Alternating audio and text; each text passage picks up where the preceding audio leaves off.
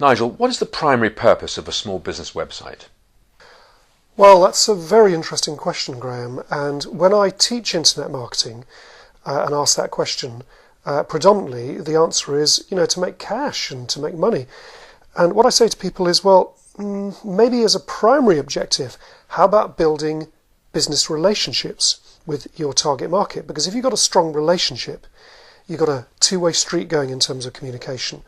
People will get to know you, and at some point they're going to buy. It's a bit like, would a lady buy a frock in the first shop she goes into? And the chances are probably no. She goes into a number of places to view different options. And I think that with websites, people come and they visit and they check you out, and they come back and they visit and they check you out. And I think the answer is we need to get to know people a little bit better and just generally relax. So I think the primary objective of the website is just to build trust and business relationships. And what are the key elements of an effective website? Now, I would say that the first key element definitely is design. And the reason for that is when someone visits, for example, the Verbatim website, they're getting a first impression of your business, and it's the right brain that is generating that picture or visual image of the website, which is why you've got to spend some of the budget on design so it just looks good, in that you've got a few fleeting moments to create that first impression. Now, secondly, it's got to work technically, hasn't it? So when I do these seminars of mine, I say, have you seen your website, for example, in Mozilla Firefox? And the other day, a lady said to me, well, why would I bother with that? Because no one looks at a website in Mozilla Firefox. And I said, well, I don't know. If you look at Wikipedia, and if you check out Mozilla Firefox, at the time of doing this interview with you, Graham, approximately 22% of the 1.1 billion people who are currently online every day on a regular basis use Mozilla. So I would say that's a fairly good reason for doing it. So we have design, we have the technical side to make sure it works properly in browsers and everything loads quickly and so on and so forth. And I'd say another key element, without a shadow of a doubt, of course, is the content. It's got to be written well and succinctly. I have a little mantra for you, which is short words, short sentences, and short paragraphs. And particularly on the web, I'd say short sentences are very important.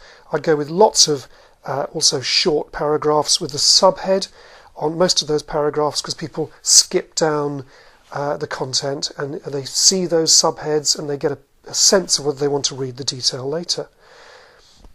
And what do you feel you would define as the USP of the World Wide Web? Well, the unique selling proposition of the World Wide Web, of course, is interactivity.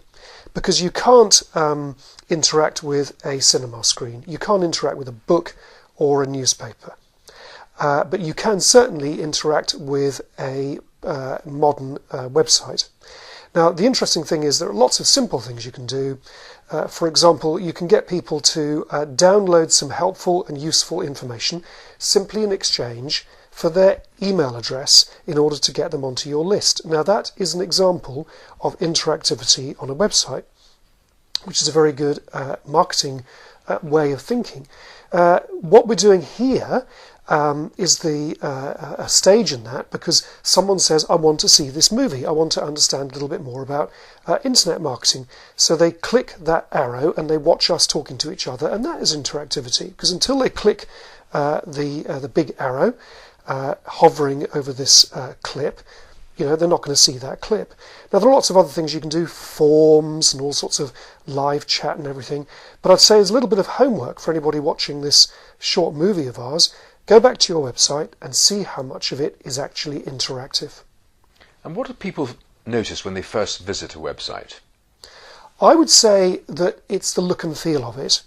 And I would say they notice whether it's cluttered, and they get a sense of whether it's thought through in terms of where they should go first and second. In other words, they want a sense that this has been considered and that it's balanced and it's relevant for them. And if it's not relevant for them, Graham, they're not going to hang around town. Okay, and how can I differentiate my website from someone else's, for example? You can differentiate it in two key ways. The first key way is customer education, which is simply the mantra that I recite a lot of useful, helpful, interesting, relevant and up-to-date information put out there on your website for your target markets. And that can manifest itself as guides, do's and don'ts lists, tips and generally advice. So that, for example, on nigeltemple.com, I've got something like 19,000 words of advice on low-cost marketing. The other way you can differentiate is by adding value, and that's before, during and after the sale. You can add value before through customer education. You can add value during the sale by being there for customers in terms of customer service, lots and lots of customer service. And afterwards you can follow through with further information about your product or service to make sure that they feel totally loved, and therefore they're more likely to recommend you to their contacts and colleagues in the future. And is it important to have links from a website? It is absolutely vital to have links, and in particular you want inbound links from high traffic, relevant websites coming back into your own website. And on that basis, therefore, as you know, I would advocate having a blog on something like WordPress, for example, thinking about those keywords and phrases so it all links back to you.